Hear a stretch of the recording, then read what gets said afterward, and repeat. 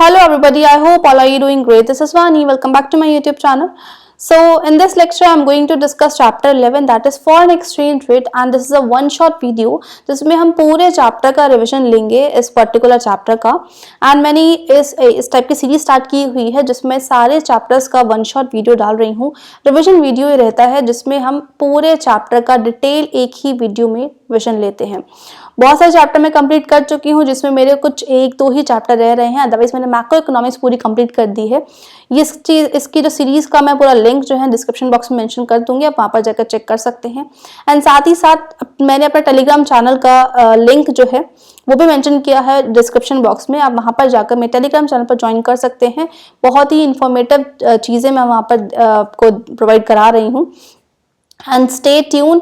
And yes, जिसने मेरा channel subscribe नहीं किया है प्लीज फटाफट से जाकर चैनल सब्सक्राइब कर दो, सो दैट आपके पास इस टाइप की मोर इन्फॉर्मेटिव वीडियोस आती रहेंगी।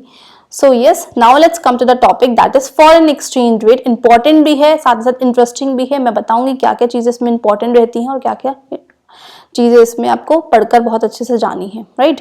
सो now let's come to the topic, that what is foreign exchange.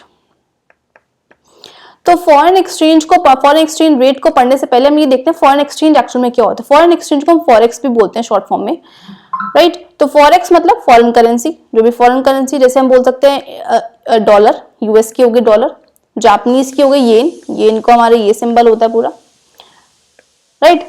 UK की पाउंड होती है, पाउंड का कुछ इस टाइप से सिंबल होता है, ये टाइप का आपको सिंबल दिखता है पाउंड का, समथिंग लाइक दैट, राइट। तो जो भी फॉरेन करेंसीज होती है, डॉलर, येन, पाउंड, ये सब हमारे लिए क्या है, फॉरेन करेंसी है, राइट। तो अब ये फॉरेन करेंसी का स्टॉक को ही हम क्या बोलते हैं, फॉरेन एक्सचेंज बोलते हैं।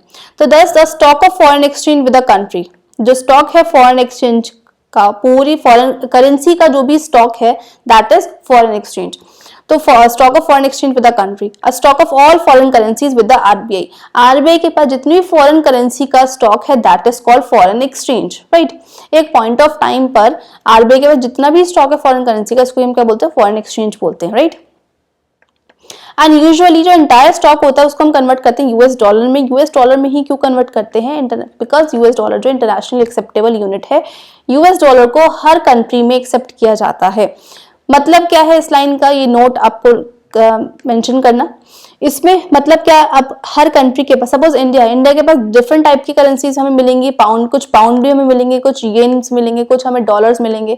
तो ये अलग अलग करेंसीज का स्टॉक को एक साथ ना रखकर हम क्या करते हैं, सारी करेंसीज को किस में कन्वर्ट कर लेते हैं, डॉलर्स में कन्वर्ट कर लेते हैं, और फिर डॉलर में एक्सचेंज करते हैं दूसरी कंट्री के साथ जब हम ट्रेड करते हैं। क्यों डॉलर में क्यों करते हैं, क्योंकि डॉलर जो है इंटरनेशनली एक्सेप्टेबल यूनिट है, डॉलर को हर कंट्री में एक्सेप्ट किया जाता है। रुपीज को तो हर कंट्री में एक्सेप्ट नहीं करेंगे, अगर हम रुपीज को यूएसए में जाकर चलाएंगे तो नहीं चल पाएगा, है ना।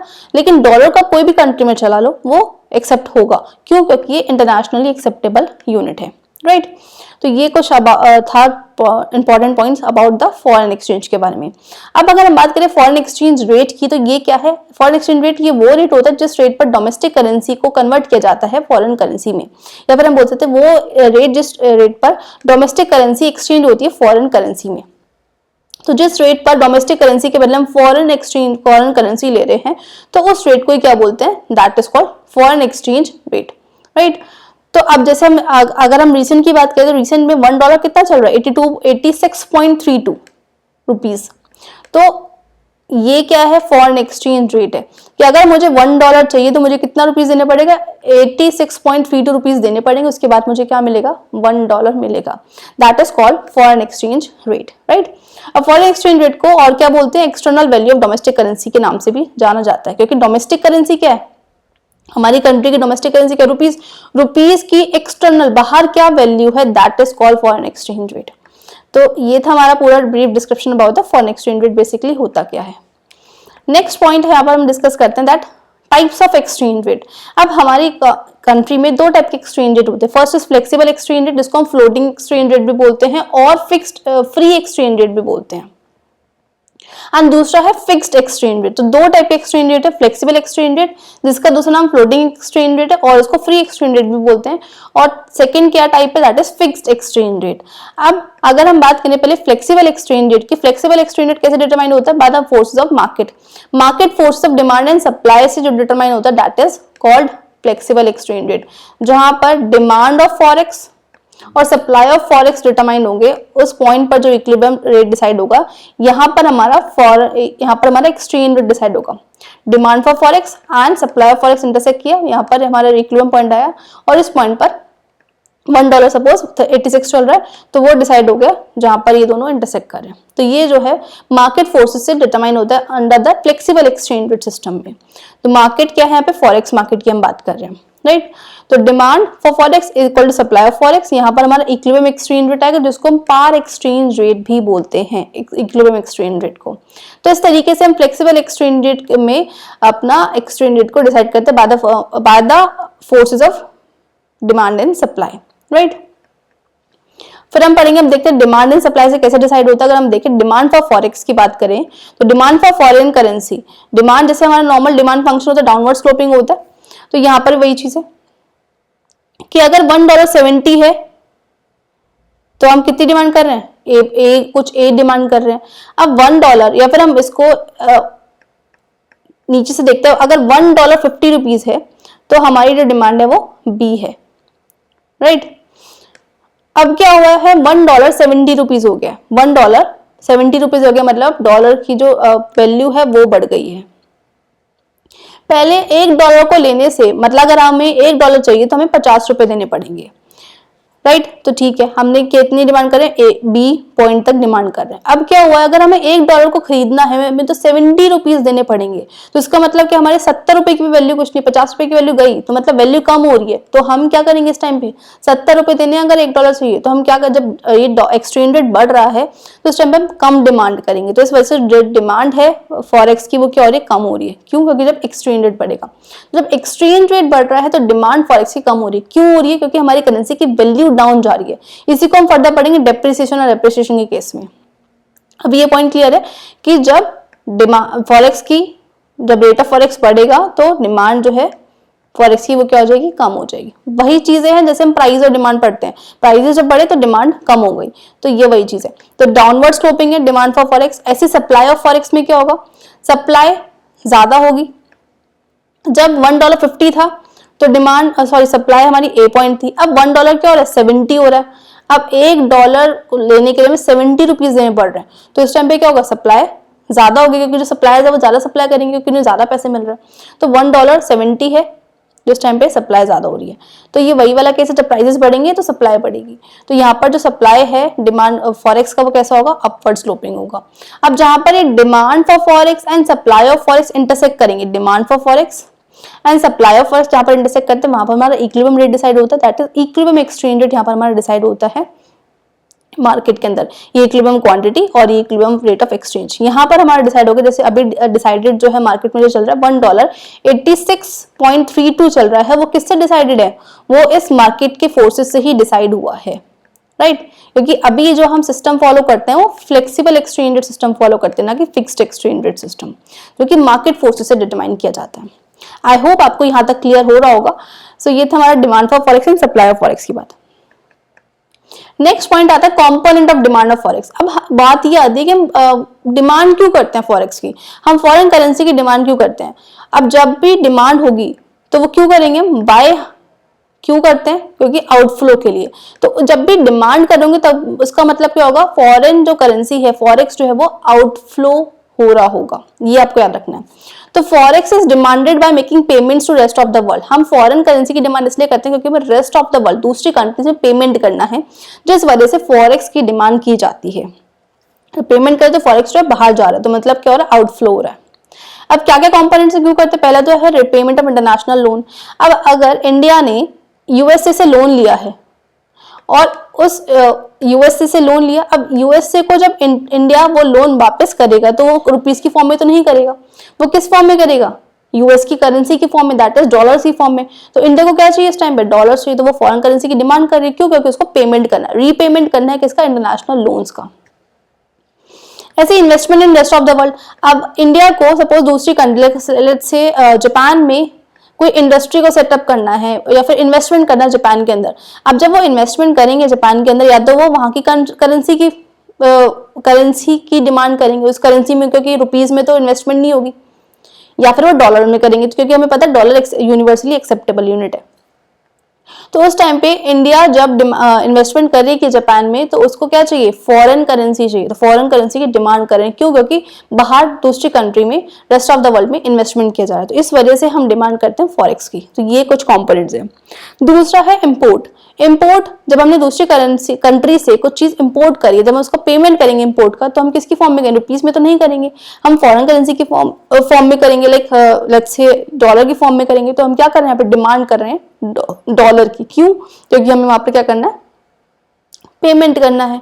तो यहाँ पे क्या जो फॉरेक्स हमारा क्या हो रहा है, आउटफ्लो हो रहा है। तो ये कुछ फैक्टर्स होते हैं जिसकी वजह से हम डिमांड करते हैं किसकी, फॉरेक्स की। Next is direct purchase abroad. अब डायरेक्ट परचेज अब्रॉड का मतलब हम अब्रॉड गए, वहां पर या तो हम रहने गए हैं, फिर हम अपने स्कूलिंग पर्पज से हम कॉलेज वहां पे यूनिवर्सिटीज में जा रहे हैं, या फिर हम घूमने के पर्पज से गए हैं, तो वहां पे जाकर डायरेक्टली कुछ परचेज कर रहे हैं। अब कुछ वहां पे हम सामान परचेज करेंगे तो वो रुपीज की फॉर्म में तो नहीं करेंगे, वो वहां पर किसकी, उनकी करेंसी की फॉर्म में करेंगे। तो वहां पर हम क्या कर रहे हैं, क्योंकि हम तब वो कैसे होगा, जब हमारे पास डॉलर्स होंगे, तो उस टाइम पे हम क्या कर रहे हैं, डिमांड कर रहे हैं डॉलर्स की, क्यों, क्योंकि आउटफ्लो, क्योंकि यहाँ पर भी क्या हो रहा है, जब डिमांड करेंगे तो मतलब आउटफ्लो हो रहा है किसका, फॉरेक्स का। तो इस वजह से हम फॉरेक्स की डिमांड करते हैं। दूसरा है grants and donation to the world. अब हम दूसरी कंट्री में, लेट्स से चाइना हुआ या फिर श्रीलंका हुआ, जैसे श्रीलंका में क्राइसिस आए थे, तो वहां पर कुछ इंडिया जो है ग्रांट्स एंड डोनेशन दे रहे हैं। जब इंडिया ग्रांट्स एंड डोनेशन देंगे तो वो रुपीज की फॉर्म में तो नहीं होगा, एक्सेप्ट ही नहीं होगा, तो वो किसकी फॉर्म में होगा, या तो उस कंट्री की करेंसी की फॉर्म में होगा, या फिर जो यूनिवर्सल एक्सेप्टेबल टर्म है दैट इज डॉलर, डॉलर में हम वहां पर ग्रांट्स एंड डोनेशन देंगे। तो जब हम ग्रांट्स एंड डोनेशन देना है तो हमें क्या चाहिए, डॉलर चाहिए, और इस वजह से हम डॉलर की डिमांड कर रहे हैं। Next is payment of factor income from abroad. जो भी फैक्टर इनकम है उसका पेमेंट हमें करना है अब्रॉड, तो वहां पर भी हम क्या करेंगे, डिमांड। अब फैक्टर इनकम क्या है, रेंट, 4 FOPs थे हमारे पास, लैंड, लेबर, कैपिटल, एंटरप्रेन्योर, तो उनके ऊपर जो भी पेमेंट होता है that is rent, interest, wages and profit, उनका जो भी पेमेंट है that is all factor income. इनका पेमेंट हम अब्रॉड में कर रहे हैं, अब्रॉड में जब हम करेंगे तो उनको भी किसकी फॉर्म में करेंगे, डॉलर्स की फॉर्म में पेमेंट करेंगे, तो तब भी हम क्या कर रहे हैं, फॉरेक्स की डिमांड कर रहे हैं। तो ये कुछ बेसिक कंपोनेंट्स होते हैं जिस वजह से हम फॉरेक्स की डिमांड करते हैं, राइट। तो जब भी हम डिमांड करेंगे मतलब क्या है, आउटफ्लो हो रहा होगा किसका, फॉरेन करेंसी का। ये चीज आपको याद रखनी है, एन इंपॉर्टेंट टॉपिक है। यहाँ पे डायरेक्ट क्वेश्चन पूछा जाता है, what are the components of forex, right. तो ये बहुत अच्छे से पढ़कर जाना है। Next is component of supply of forex. अब हम सप्लाई कब होती है, क्या क्या फैक्टर्स है जिस वजह से फॉरेक्स की सप्लाई होती है। तो इसका सप्लाई जब भी होगी तो मतलब कैसे हमारी कंट्री में फॉरेक्स आता है, तो इसका सप्लाई मतलब क्या होगा, इनफ्लो। इनफ्लो कैसे कैसे होगा फॉरेक्स का, तो पहला है एक्सपोर्ट। कोई कंट्री ने, यूएसए ने इंडिया से एक्सपोर्ट किया है, सपोज यूएसए ने इंडिया से क्या किया, एक्सपोर्ट, या फिर हम बोल सकते हैं नॉर्मली यूएसए को नहीं लेते हैं, इंडिया ने यूएसए में कुछ एक्सपोर्ट किया है, और वे कैन से इंडिया ने चाइना में कुछ एक्सपोर्ट किया है, राइट। अब जब इंडिया ने चाइना में कुछ एक्सपोर्ट किया तो चाइना पेमेंट करेगी। अब जब चाइना पेमेंट करेगी तो वो किस फॉर्म में होगी, क्योंकि यूनिवर्सल एक्सेप्टेबल टर्म यहाँ पर क्या है, चाइना की रुपीस तो हम यहाँ पर नहीं लेंगे, तो यहाँ पर क्या दे रहे हैं, डॉलर्स दे रहे हैं। तो यहाँ पर क्या हो रहा है, फॉरेन करेंसी का इनफ्लो हो रहा है, तो सप्लाई हो रही है, राइट। दूसरा component investment from rest of the world. अब कोई और कंट्री, चाइना ही सपोज हमारी कंट्री में आकर इन्वेस्टमेंट कर रही है। अब इन्वेस्टमेंट जब वो करेगी हमारी कंट्री में, तो वो अपनी करेंसी की फॉर्म में तो नहीं करेगी, क्योंकि हमारी कंट्री में एक्सेप्ट नहीं होगी, तो वो किसकी फॉर्म में करेंगे, डॉलर्स की फॉर्म में, फॉरेन करेंसी की फॉर्म में। तो यहाँ पर क्या हो रहा है, इनफ्लो हो रहा है फॉरेन करेंसी का। और हम बोल भी सकते हैं कि यहाँ पर वो अपनी करेंसी भी अगर लेकर आ रही है तो वो भी किसकी फॉर्म में होगी, फॉरेन करेंसी, तो फॉरेन करेंसी का इनफ्लो हो रहा होगा, और यहाँ पे हम बोल सकते हैं डॉलर्स की फॉर्म में ही इसका इनफ्लो होगा। Next is loan from rest of the world. Rest of the world से जो भी लोन लिया है, अब इंडिया ने सपोज यूएसए से लोन लिया है, अब जब इंडिया यूएसए से लोन लेगी तो यूएसए यहाँ पर इंडिया को क्या देंगे, फॉरेन करेंसी देंगे वहां पर की, क्योंकि यूएसए से लोन लिया है, तो मतलब क्या, और एक तरीके से जो फॉरेन करेंसी है वो हमारी कंट्री में आ रही है, तो मतलब हमारी कंट्री में क्या हो रहा है, इनफ्लो हो रहा है, मतलब सप्लाई हो रही है फॉरेन करेंसी की। तो इस तरीके से फॉरेन करेंसी की सप्लाई होती है। Next is direct purchase by rest of the world. अब हमने क्या किया है, डायरेक्टली परचेज किया है रेस्ट ऑफ द वर्ल्ड से। जैसे हम बोल सकते हैं कि कोई कंट्री में, कोई यूएसए के लोग हमारी कंट्री में आए, उन्होंने डायरेक्टली कुछ परचेज किया है। अब जब वो वहां पे यहाँ पे अगर परचेज करेंगे तो वो क्या लेकर आ रहे हैं अपने साथ, वहां पर की करेंसी लेकर आ रहे हैं। तो इसका मतलब हमारी एक्सचेंज तो वो आरबीआई के साथ हो जाएगी कन्वर्जन, लेकिन एक तरीके से क्या हो रहा है, एक्सचेंज मतलब फॉरेन करेंसी लेकर आ रहे हैं। तो इस तरीके से हमारी कंट्री में क्या हो रहा है, फॉरेन एक्सचेंज का इनफ्लो हो रहा है। जो फॉरेनर्स हमारी कंट्री में आते हैं वो कुछ परचेज करते हैं तो फॉरेन करेंसी वो लेकर आते हैं। Next is grant and donation from the world. अब यूएसए ने हमारी कंट्री में ग्रांट्स एंड डोनेशन दी है, तो तब भी वो क्या लेकर आ रहे हैं, डॉलर्स लेकर आ रहे हैं। तो इस तरीके से हमारी करेंसी में सप्लाई हो रही है किसकी, फॉरेक्स की। तो ये कुछ बेसिक कंपोनेंट्स होते हैं जिस वजह से हमारी कंट्री में फॉरेक्स की सप्लाई होती है। तो ये था components of supply of forex का पॉइंट। आई होप आप सबको बहुत अच्छे से क्लियर हो रहा होगा। So next topic is that impact of change in demand and supply of forex. अब डिमांड के चेंज होने की वजह से और सप्लाई के चेंज होने की वजह से क्या इम्पैक्ट पड़ता है एक्सचेंज रेट के ऊपर, कैसे एक्सचेंज रेट बढ़ता है या फिर कम होता है। ये बहुत इंटरेस्टिंग और साथ ही साथ बहुत इंपॉर्टेंट टॉपिक है, तो बहुत अच्छे से समझना इसको, राइट। क्योंकि इससे डायरेक्ट क्वेश्चन भी आता है कि अगर डिमांड फॉरेक्स की बढ़ रही है तो उस टाइम पे करेंसी की वैल्यू, या फिर हम बोलते हैं रेट ऑफ एक्सचेंज, करेंसी की वैल्यू ही कि वो डेप्रिशिएट हो रही है कि एप्रिशिएट हो रही है। तो ये रिजल्ट भी बहुत अच्छे से याद रखना है आपको। तो अगर हम बात करें डिमांड ऑफ फॉरेक्स की, अब सपोज क्या है, ये नॉर्मल हमारा डिमांड है फॉरेक्स का और ये हमारी सप्लाई है फॉरेक्स की, और यहाँ पर हमारा फॉरेक्स जो है इक्विलिब्रियम रेट पर डिसाइड हो गया, दैट इज $1.50। अब इसने क्या बोला, डिमांड बढ़ गई है फॉरेक्स की। अब जब डिमांड बढ़ गई तो आगे की तरफ शिफ्ट होगा। अब डिमांड बढ़ गई तो न्यू इक्विलिब्रियम पॉइंट यहाँ पर आएगा। न्यू इक्विलिब्रियम पॉइंट को आने से जो फॉरेक्स का रेट है वो भी फर्दर बढ़ रहा है। पहले $1.50 था, अब $1 कितना हो गया, 70 हो गया। तो इस केस में बताओ क्या हुआ है, पहले हमें $1 को लेने के लिए सिर्फ 50 रुपए देने पड़ते थे, लेकिन आज हमें $1 को लेने के लिए 70 रुपीज देने पड़ रहा है। मतलब ज्यादा पैसों में तब हमें डॉलर मिलेगा। तो हमारी करेंसी की वैल्यू तो कम हो रही है, क्योंकि पहले 50 रुपए मिल जाता लेकिन अब 70 रुपए में मिल रहा है। तो इसका मतलब हमारी करेंसी की वैल्यू कम हो गई और इसी को हम क्या बोलेंगे, डेप्रिशिएट हो गई है। जब कौन सी मार्केट की बात करें, ये कौन सी मार्केट है, फ्लेक्सिबल एक्सचेंज मार्केट है। तो यहाँ पर जब करेंसी की वैल्यू कम होगी इसको हम क्या बोलेंगे, डेप्रिसिएशन हो रही है किसकी, डोमेस्टिक करेंसी की। क्यों, क्योंकि अब हमें ज्यादा पैसे चाहिए $1 को खरीदने के लिए। तो ये केस आता है पहला, जब डिमांड फॉरेक्स की बढ़ेगी तो इस केस में हमारी जो एक्सचेंज डोमेस्टिक करेंसी की वैल्यू है वो डेप्रिशिएट हो जाएगी। नेक्स्ट केस आता है fall in demand for forex. अब जब डिमांड जो है फॉरेक्स की वो कम होगी तो इस केस में क्या होगा, ये नॉर्मल डिमांड था फॉरेक्स का एंड नॉर्मल सप्लाई थी फॉरेक्स की। ये इक्विलिब्रियम रेट से हमारे पास फॉरेक्स डिसाइड हो गया $1.70। अब हुआ क्या है, फॉरेक्स की डिमांड फॉल हो गई है, कम हो गई है, तो ये न्यू इक्विलिब्रियम पॉइंट आया है और इस केस में हमारे पास नया फॉरेक्स जो एक्सचेंज रेट आया दैट इज $1.50। पहले $1.70 था, $1 को लेने के लिए 70 रुपए देने पड़ते, लेकिन आज हमें $1 को लेने के लिए 50 रुपए देने पड़ रहे हैं। तो ठीक है, अब तो हमें कम पैसे में $1 मिल रहा है, तो मतलब हमारी करेंसी की वैल्यू बढ़ रही है।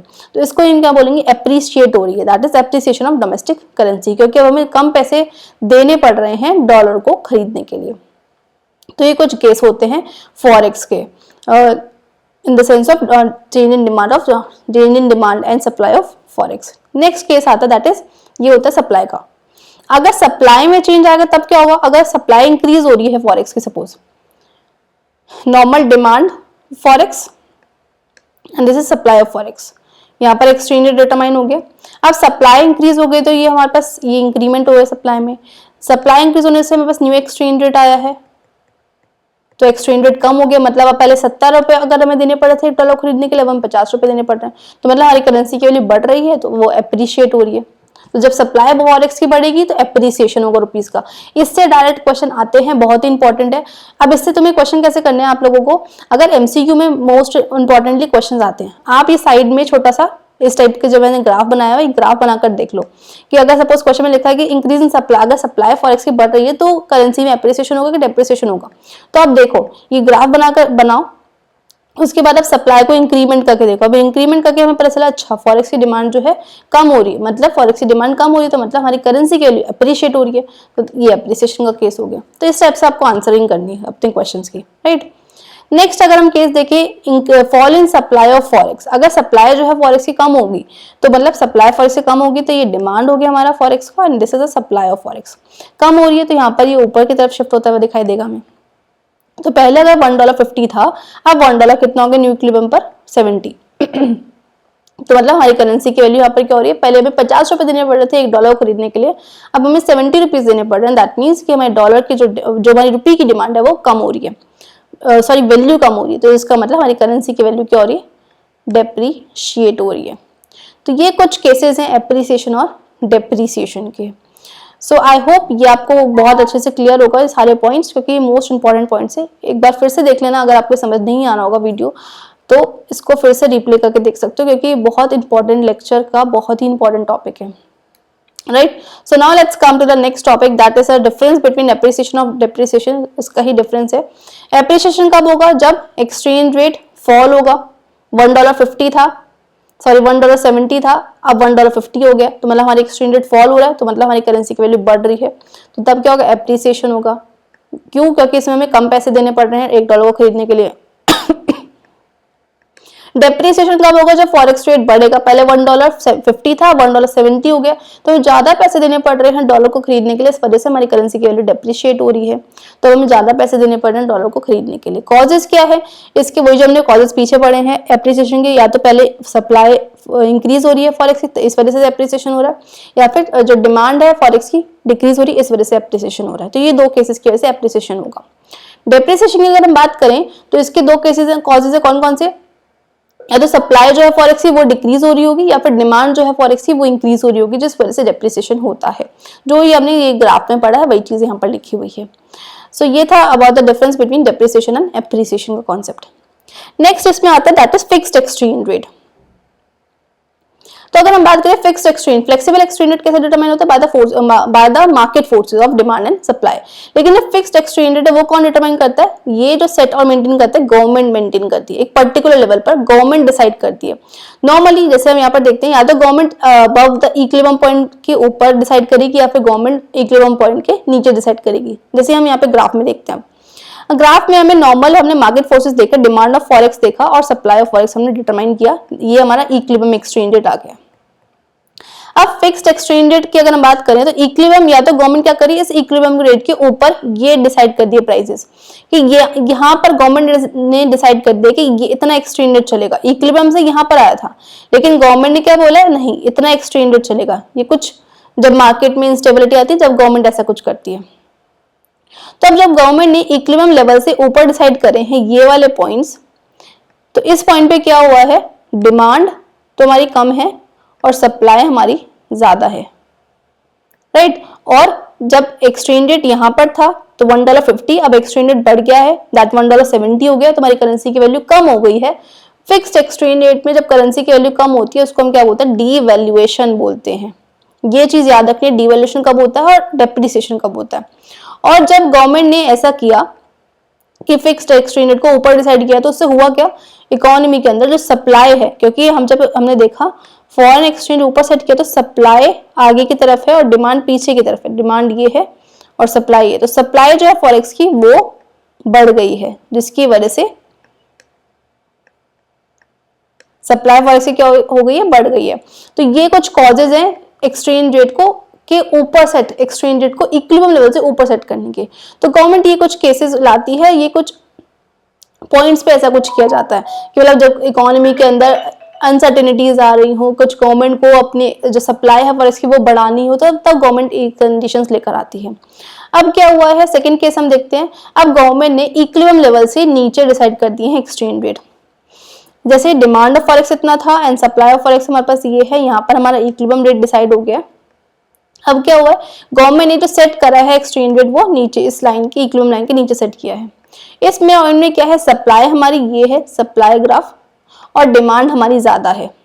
तो पहले तो इस कंडीशन में हुआ क्या है, पहले यहाँ पर थे $1.70 था, $1.50 हो गया, तो मतलब हमारी करेंसी की वैल्यू अप्रिशिएट हो गई। और इसी अप्रिशिएशन को हम फिक्स्ड में जब हम बात करेंगे, हमारी करेंसी की वैल्यू बढ़ गई है, इसको हम क्या बोलेंगे, रीवैल्यूएशन बोलेंगे। और ऐसा करने से गवर्नमेंट ने जब इक्विलिब्रियम लेवल से नीचे सेट करे हैं, तो इकोनॉमी में क्या हुआ है, जो डिमांड है फॉरेक्स की वो बढ़ गई है। फॉरेक्स की डिमांड को बढ़ाने के लिए गवर्नमेंट ने ऐसा किया था, एक्सचेंज रेट को नीचे सेट किया था। और जब गवर्नमेंट को सप्लाई फॉरेक्स की बढ़ानी होती है, तब गवर्नमेंट इस एक्सचेंज रेट को ऊपर सेट करती है। तो ये दो सिनेरियोस चलते हैं जिसमें गवर्नमेंट मेंटेन करती है, गवर्नमेंट सेट करती है रेट एक पर्टिकुलर लेवल पर, या तो ऊपर करेगी इक्विलिब्रियम लेवल से या फिर नीचे करेगी। तो ये पूरा कॉन्सेप्ट हमारा फिक्स्ड एक्सचेंज रेट का। So next is manage floating. अब मैनेज फ्लोटिंग क्या होता है? Manage floating is similar to the fixed exchange rate. तो मैनेज फ्लोटिंग बेसिकली क्या है? ये डिटरमाइन होता है by the market forces of demand and supply, but sometime central bank जो है वो इंटरवीन करती है और उस फ्लोट को मैनेज करती है। मैनेज फ्लोटिंग में क्या है? बेसिकली जो एक्सचेंज रेट है नॉर्मली वो डिटरमाइन कैसे होता है? मार्केट फोर्सेस से डिटरमाइन होता है, लेकिन कई बार क्या होता है सेंट्रल बैंक इंटरवीन करती है मार्केट में और वो मैनेज करती है इस फ्लोट को। या तो सॉरी या तो ये फ्लोट मतलब एक्सचेंज रेट बहुत ज्यादा है या फिर बहुत ज्यादा कम है, तो इसको मेंटेन करने के लिए, इस लिमिट को सेट करने के लिए कौन आता है? सेंट्रल बैंक आती है और सेंट्रल बैंक जो है इसको सेट करती है। या तो सेंट्रल बैंक इसको ऊपर सेट करेगी इस फ्लोट को, या फिर नीचे सेट करती है एक्सचेंज रेट को। तो ये वेरिएशंस जो है फ्लेक्सिबल एक्सचेंज रेट का ही वेरिएंट है। कौन सा? Manage floating. तो हमने क्या देखा? मैनेज फ्लोटिंग बेसिकली क्या है? एक्सचेंज रेट कैसे डिटरमाइन होता है? By the forces, market forces से डिटरमाइन होता है, लेकिन कई बार सेंट्रल बैंक आती है, इंटरवीन करती है और उस पूरे फ्लोट को, वो जो फ्लोट चल रहा है हमारा एक्सचेंज रेट का, डिमांड एंड सप्लाई का, उसको मैनेज करती है, एक लिमिट पे सेट करती है, राइट।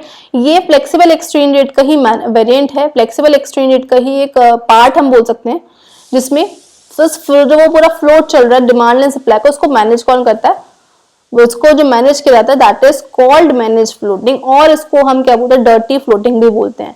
वन थिंग मोर, ये इंपॉर्टेंट टॉपिक है क्योंकि इससे में जो है 3 मार्क्स का सिंगल क्वेश्चन पूछते हैं, what is manage floating, direct आता है ये, जो आपको लिखना होगा। आप इस टाइप से भी लिख सकते हो, राइट। और मैनेज फ्लोटिंग क्यों किया जाता है? क्योंकि एक्सचेंज रेट को मैनेज करने के लिए डिजायर्ड लिमिट सेट, ये ऐसा होता है कई बार जो एक्सचेंज रेट बहुत ज्यादा हाई जाते जा रहा है, जैसे $1.90 80 समथिंग, तो उसको फ्लोट को मैनेज करना है। फिर बहुत ज्यादा कम जा रहा है एक्सचेंज रेट, तो उस फ्लोट को मैनेज करने के लिए सेंट्रल बैंक इंटरवीन करती है जब वो फ्लोट मैनेज किया जाता है, that is called manage floating. तो एक लिमिट को सेट कर, विद इन द लिमिट रहे वो फ्लोट, उसको सेट करती है सेंट्रल बैंक। तो ये होता है पूरा ना मैनेज फ्लोटिंग का कॉन्सेप्ट। नेक्स्ट इसमें 2 टॉपिक और रहते हैं, that is gold standard system of exchange rate. अब फिक्स्ड एक्सचेंज रेट और फ्लेक्सिबल एक्सचेंज रेट के आने से पहले ये कुछ एक्सचेंज रेट चलते थे हमारी इकोनॉमी के अंदर। तो पहला क्या है? Gold standard system of exchange rate. ये जो है ओल्ड वेरिएंट है फिक्स्ड एक्सचेंज रेट का। फिक्स्ड एक्सचेंज रेट के आने से पहले हमारे पास कौन सा सिस्टम था? गोल्ड स्टैंडर्ड सिस्टम था। इस सिस्टम में क्या होता था? गोल्ड को एक कॉमन यूनिट माना जाता था। जैसे आज के टाइम में सबको सारी सबकी कॉमन यूनिट क्या है? डॉलर। उस टाइम पे डॉलर नहीं होता था, उस टाइम पे गोल्ड को एक कॉमन यूनिट माना जाता था। और जितनी भी करेंसी, कंट्री की करेंसीज थी, उनको किसकी फॉर्म में एक्सप्रेस किया जाता था? In the terms of gold, gold की फॉर्म में एक्सप्रेस किया जाता था। Like for example 1 pound 4 kg gold, ये 1 पाउंड की वैल्यू मतलब 1 पाउंड मतलब 4 किलो सोना की इक्वल है। $1 मतलब 2 किलो गोल्ड, $1 चाहिए तो 2 किलो गोल्ड दो, तब आपको $1 मिलेगा। तो सब सारी करेंसीज को गोल्ड की टर्म्स में एक्सप्रेस किया जाता है, जैसे आज हम डॉलर की टर्म में एक्सप्रेस करते हैं, लेकिन तब गोल्ड की टर्म में होता था, राइट। और ये जो वैल्यू थी ईच करेंसी की वो फिक्स्ड होती थी, मतलब ये चेंज नहीं होगी कि अगर $1 2 kg था $1 4 kg हो जाएगा, फिर कुछ भी फ्लक्चुएशंस, ये चेंज नहीं होती थी, फिक्स्ड रहती थी, राइट। और यहाँ पर करेंसी को कैसे एक्सचेंज करते थे अगर हम बात करें, तो अगर हमें 1 पाउंड चाहिए तो 1 पाउंड, जैसे सपोज यहाँ पे देखो 1 पाउंड 4 kg गोल्ड है और $1 2 kg गोल्ड है, तो अगर मुझे 1 पाउंड चाहिए तो मतलब मुझे क्या देना पड़ेगा? 2 डॉलर देने पड़ेंगे। $2 बन गई तो क्या बनेगा? 4 किलो सोना बनेगा। तो यहाँ पर अगर मुझे, क्योंकि हमें 1 पाउंड चाहिए तो 4 kg गोल्ड देना पड़ेगा। 4 kg गोल्ड हम कैसे देंगे? जब हम $2 देंगे। तो 1 पाउंड को खरीदने के लिए मुझे $2 देने पड़ेंगे, $2 देने पड़ेंगे मतलब 4 किलो सोना देना पड़ेगा, तब मुझे जाकर 1 पाउंड मिलेगा। तो यहाँ पर जो एक्सचेंज रेट होता था वो गोल्ड की टर्म्स में होता था, राइट। और इसी सिस्टम को, इस सिस्टम ऑफ एक्सचेंज को हम क्या बोलते हैं? मिंट पैरिटी भी बोलते हैं और mint par value of exchange भी बोलते हैं। आपसे एमसीक्यू में क्वेश्चन पूछ लेंगे ये सिस्टम, जो एक सिस्टम है mint parity, mint par value exchange, कौन सा सिस्टम, इसका दूसरा नाम क्या है? गोल्ड स्टैंडर्ड सिस्टम का दूसरा नाम क्या है? दैट इज मिंट पैरिटी और mint par value of exchange भी बोला जाता है। तो ये था about the gold standard system की बात। अब ये जो सिस्टम था ये हमारा मतलब खराब निकला, क्यों? क्योंकि यहाँ पे बहुत ज्यादा डिफिकल्टीज इसमें देखने के लिए मिली, क्योंकि कंट्री को बहुत सारा गोल्ड का स्टोरेज बनाकर रखना पड़ता था इस वजह से, और स्टोर को गोल्ड को कैरी करना बहुत ही ज्यादा एक हार्ड टास्क रहता था। साथ ही साथ गोल्ड की वैल्यू मतलब एक कंट्री को बहुत ज़्यादा एक तरीके से बोल सकते हैं स्टॉक बहुत ज़्यादा रखना पड़ता था, जिस वजह से ये थोड़ा सिस्टम जो था, ये जो हम बोल सकते हैं गोल्ड स्टैंडर्ड सिस्टम, ये प्रॉब्लमेटिक सिचुएशंस क्रिएट करता है, जिस वजह से इसके बाद जो हमारा सिस्टम आया था that is Britain would system लेकर आए थे हमारी इकोनॉमी में। ब्रिटेन वुड सिस्टम जो था, जो गोल्ड स्टैंडर्ड सिस्टम था, उसका ही कुछ उस सिस्टम में ही कुछ एडजस्टमेंट की गई थी, और उस एडजस्टमेंट जो थी वो किस उस सिस्टम में जब एडजस्टमेंट की गई उसको ही क्या बोला गया था, ब्रिटेन वुड सिस्टम बोला गया था। जब गोल्ड स्टैंडर्ड सिस्टम में कुछ एडजस्टमेंट लेकर आए तो उसको क्या बोला, that is Britain would system. तो इस सिस्टम में कुछ एडजस्टमेंट की गई, और ब्रिटेन वुड सिस्टम को और क्या बोलते हैं, adjustable peg system of exchange भी बोला जाता है। यहाँ पर क्या था, वहां पर तो हर करेंसी की वैल्यू को गोल्ड में एक्सप्रेस किया गया था, लेकिन यहाँ पर क्या है, यहाँ पर सिर्फ यूएस डॉलर को एक्सप्रेस कर रहे हैं गोल्ड की टर्म्स में, और जो दूसरी करेंसीज है उनको किस में एक्सप्रेस करेंगे, डॉलर के टर्म में। लेट्स से फॉर एग्जांपल $1 जो है 4 kg गोल्ड है, राइट। डॉलर को किस में एक्सप्रेस कर दिया, गोल्ड की टर्म्स में, और जो दूसरी करेंसी है उसको किस में एक्सप्रेस कर दिया, सपोज रुपीज को किस में एक्सप्रेस कर रहे हैं, डॉलर में। रुपीज को डायरेक्टली गोल्ड की टर्म में एक्सप्रेस नहीं किया, उसको एक्सप्रेस कर दिया डॉलर में। यहाँ पर इनडायरेक्टली गोल्ड की टर्म में एक्सप्रेशन हो रहा है दूसरी करेंसीज का, वहां पर डायरेक्टली था, वहां पर $1 4 kg gold, 1 pound 2 kg gold, ऐसा होता था किसमें, स्टैंडर्ड सिस्टम में। लेकिन ब्रिटेन वुड सिस्टम में क्या है, डॉलर को एक्सप्रेस कर रहे हैं गोल्ड की टर्म में, और सारी करेंसीज को किसमें एक्सप्रेस कर रहे हैं, डॉलर्स की टर्म में। यहाँ पर डायरेक्टली हम गोल्ड की टर्म में एक्सप्रेस नहीं कर रहे हैं दूसरी करेंसीज को, यहाँ पर सिर्फ किसको एक्सप्रेस किया जा रहा है, ओनली डॉलर को एक्सप्रेस किया जा रहा है गोल्ड की टर्म्स में, राइट। जो एडजस्टमेंट अलाउड थी इस सिस्टम में, वो किसने परमिट की थी, आईएमएफ ने, that is international monetary fund ने कुछ एडजस्टमेंट इसमें अलाउ की थी। वहां पर पूरा फिक्स रहता था सब चीजें, यहाँ पर कुछ एडजस्टमेंट अलाउ थी। और ये भी सिस्टम जो था अमेंडमेंट हुआ 1977 में, इसको हटा दिया गया, और इस सिस्टम को रिप्लेस करके हमारे पास क्या आया, फ्लेक्सिबल एक्सचेंज रेट सिस्टम आया। फ्लेक्सिबल एक्सचेंज रेट सिस्टम जो हम अभी भी यूज करते हैं, that is demand for forex and supply of forex, जहां पर इंटरलिंक करते हैं वहां पर एक्सचेंज रेट डिसाइड होता है, ये मार्केट फोर्सेस से चलता है। तो ये सिस्टम हमारे पास जो अभी भी चल रहा है that is flexible exchange rate system हमारे पास आ गया था। तो ये 2 सिस्टम रहते हैं, ये पढ़कर जाने हैं, इससे एमसीक्यू क्वेश्चंस भी आते हैं, डायरेक्टली भी पूछा जाता है, लेकिन इतना नहीं, लेकिन ये स्टिल आपको ये चीजें पढ़नी होंगी, right. Next is forex market. अब ये फॉरेक्स मार्केट क्या होता है, फॉरेक्स मार्केट जहां पर फॉरेन करेंसीज की मार्केट, नेशनल करेंसीज की जो भी मार्केट होती है that is called forex market. तो market for national currencies of different countries, different country की नेशनल करेंसी की मार्केट को हम क्या बोलते हैं, फॉरेक्स मार्केट बोलते हैं, राइट। अब फॉरेक्स मार्केट के कुछ फंक्शंस होते हैं, तो 3 फंक्शन होते हैं। First is transfer function, second is credit function and third is hedging function. Important topic है, ये से क्वेश्चन आता है। ट्रांसफर फंक्शन की हम बात करें, ट्रांसफर मतलब जब फॉरेन करेंसीज को ट्रांसफर किया जाता है, मतलब हमने कुछ गुड्स सर्विसेज को परचेज किया और उसको परचेज करने के बदले के एक्सचेंज भी हम क्या दे रहे हैं, फॉरेन करेंसी दे रहे हैं, तो हम ट्रांसफर कर रहे हैं purchasing power in terms of forex. Rupee को डॉलर में, डॉलर को रुपी में जब हम एक्सचेंज करें तो हम किस में होगा, हमारा ट्रांसफर फंक्शन में। तो ये बेसिक फंक्शन ट्रांसफर फंक्शन का वर्क रहता है। क्रेडिट फंक्शन में क्या होता है, जब एक्सपोर्ट एंड इंपोर्ट हम क्रेडिट पर लेते हैं, जब एक्सपोर्ट एंड इंपोर्ट करते हैं हम वो क्रेडिट पर करते हैं, मतलब आज हमने कोई चीज ली और हमने उधार में वो चीज ले ली है, तो एक्सपोर्ट एंड इंपोर्ट में क्या, कोई चीज हमने एक्सपोर्ट करी है आज को, या फिर इंपोर्ट करी हमने कोई कंट्री से, और उसको जो फ्यूचर पेमेंट है वो हम फ्यूचर में कर रहे हैं, तो यहाँ पर क्या है, क्रेडिट फंक्शन वर्क करता है, जो उधार में चीजें दी जाती है फॉरेन करेंसी की फॉर्म में, right. Next is hedging function. Hedging function में क्या है, protect against risk of variation in forex rate. जो भी वेरिएशंस आती है फॉरेन करेंसी में, फॉरेन रेट में, फॉरेक्स या फिर एक्सचेंज रेट में, सॉरी, जो भी एक्सचेंज रेट पे जो भी वेरिएशंस आती हैं, उस वेरिएशन को से प्रोटेक्शन के लिए कौन सा फंक्शन आता है हमारा, हेजिंग फंक्शन। इसको हम समझते हैं क्या होता है ये। तो हेजिंग फंक्शन बेसिकली होता क्या है कि अब सपोज इंडिया ने कोई चीज, सपोज इंडिया ने मशीन ऑर्डर करी है, कहां से, मशीन बुक करी है यूएसए से, राइट, और किस रेट पर डिसाइड करी है, $1 सपोज 50 चल रहा है, फॉर एग्जाम्पल $1 सपोज 50 चल रहा है, और इस रेट पर इंडिया ने मशीन बुक करी है यूएसए से, उसको कितनी रुपीस की मिली है, 1 लाख की मिली है, इफ सपोज 1 लाख की मिल रही है, किसके अकॉर्डिंग, जब $1 50 था, राइट। अब हुआ क्या जब इसने आज डेट है सपोज 24 डेट को इसने करी थी, इसका जो पेमेंट है उसने बोला फ्यूचर में पेमेंट किया जाएगा, जब वो आ जाएगी तब पेमेंट होगा। ऑर्डर आज, बुकिंग आज हो गई है, लेकिन जो उसका डिसबर्समेंट है वो क्या होगा, जब वो ऑर्डर रिसीव होगा वो होगा सपोज नेक्स्ट 24 को, फरवरी 24 में होगा।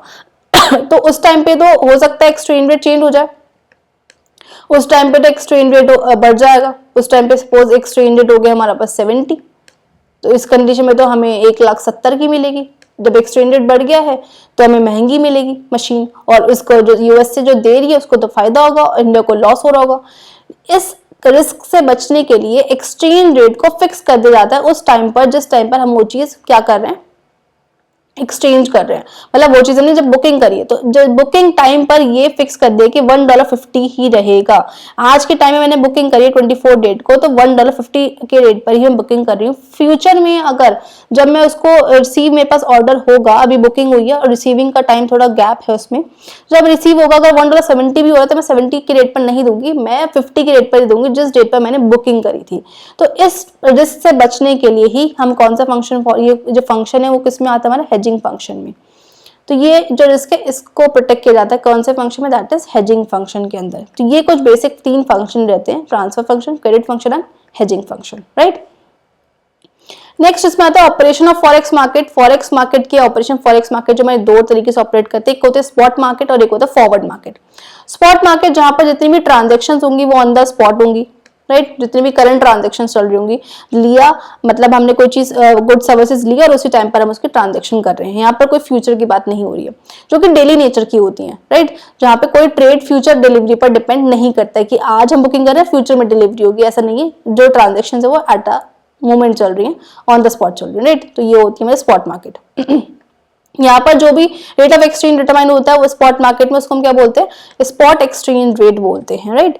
और यहाँ पर जो रेट जो प्रिवेल होता है इस टाइम पर उसको वो ये कब होता है, मतलब जब ट्रांजेक्शन हम मेड करते हैं वही एक्सचेंज रेट प्रिवेल होता है जिस टाइम पर हम ट्रांजेक्शन कर रहे हैं। Let's say for example India ने यूएसए से कुछ चीजें ले रहे हैं ट्रांजेक्शन कर, मतलब कोई चीज इंपोर्ट एक्सपोर्ट कर रहे हैं, तो अगर सपोज $1.50 चल रहा है तो उसी रेट पर उसी रेट पर एक्सचेंज रेट होगा, फिर उसी रेट पर हमारा गुड सर्विसेज को ट्रांसफर हम करेंगे, राइट। तो ये था स्पॉट मार्केट की बात। Next is forward market. Forward market में क्या होता है, ये वो रेट होता है जहां पर ट्रांजेक्शन्स जो होती हैं फॉरेन करेंसी की फ्यूचर डिलीवरी पर बेस्ड होती है। मतलब कोई चीज हमने बुकिंग करी है आज और डिलीवर हो रही है फ्यूचर में, तो आज में क्या है $1.50 चल रहा है और फ्यूचर में हो गया $1.70, तो ये यहाँ पर जो भी एक्सचेंज रेट होगा वो फ्यूचर डिलीवरी के ऊपर बेसिस होगा। तो such transaction sign today but are to materialise on some future date. Sign तो गई आज लेकिन फ्यूचर में उसकी मेटलाइज होगी, फ्यूचर में डिलीवरी होगी। तो यहाँ पर जब भी कोई चीज आज कुछ बुकिंग हुई है, फ्यूचर में डिलीवरी, जब भी फ्यूचर डिलीवरी की बात होगी तो वो कौन सी मार्केट में होगा, फॉरवर्ड मार्केट में होगा। और यहाँ पर जो रिस्क से बचाया जाएगा इस एक्सचेंज रेट के फ्लक्चुएशन के, वो कौन सा फंक्शन बचाएगा, दैट इज हेजिंग फंक्शन बचाएगा इस रिस्क से कि वो फ्लक्चुएशंस को कॉप अप कराया जाए, राइट। तो ये फॉरवर्ड मार्केट की बात। और जो भी एक्सचेंज रेट डिटरमाइन होता है फॉरवर्ड मार्केट में उसको हम क्या बोलते हैं, फॉरवर्ड एक्सचेंज रेट बोलते हैं। तो ये बेसिक 2 मार्केट के ऑपरेशन है, that is spot market and forward market. तो ये चैप्टर आपका पूरा कंप्लीट हो चुका है, that is foreign exchange market. बहुत ही इंपॉर्टेंट चैप्टर रहता है। सो अब हमारे सारे चैप्टर्स मोस्ट ऑफ कंप्लीट हो चुके हैं, सिर्फ बैंकिंग एक चैप्टर रहता है, नेशनल इनकम के न्यूमेरिकल क्वेश्चंस रहते हैं। तो वो टॉपिक्स में फटाफट से कंप्लीट करा दूंगी अपकमिंग वीडियोस में। सो बने रहिएगा इस वीडियोस के साथ। Stay tune, thanks for watching. And जिसने अभी तक चैनल सब्सक्राइब नहीं किया है फटाफट से चैनल सब्सक्राइब कर लो। एंड यस, मेरा टेलीग्राम चैनल जरूर ज्वाइन कर लेना, लिंक मैं डिस्क्रिप्शन बॉक्स में मेंशन कर दूंगी, क्योंकि इस पर मैं नोट्स और बहुत ही इन्फॉर्मेटिव वीडियोस MCQ क्वेश्चंस भी डाल रही हूँ।